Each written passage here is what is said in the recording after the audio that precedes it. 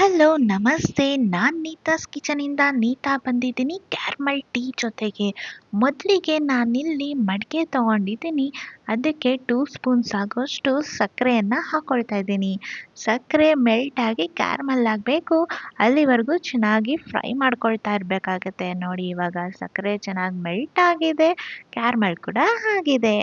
ಇದಕ್ಕೆ ನಾನು ಮಸಾಲೆ ಕೂಡ ಹಾಕ್ಕೊಳ್ತಾ ಇದ್ದೀನಿ.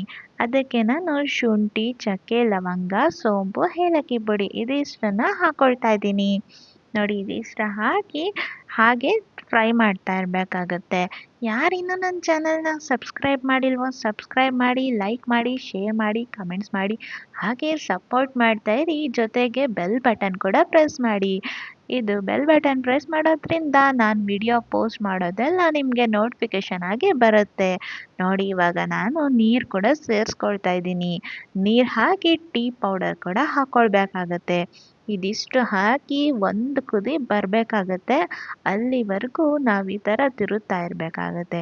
ನೋಡಿ ಇವಾಗ ಕುದಿ ಬಂತು, ನಾನಿಲ್ಲಿ ಹಾಲು ಕೂಡ ಹಾಕ್ಕೊಳ್ತಾ ಇದ್ದೀನಿ. ಹಾಲು ಹಾಕಿ ಬಾಯ್ಲ್ ಆದರೆ ನಮ್ಮ ಹೆಲ್ತಿ ಟೇಸ್ಟಿಯಾದಂಥ matka masala caramel tea ready ಆಗಿದೆ. Thank you. Keep watching.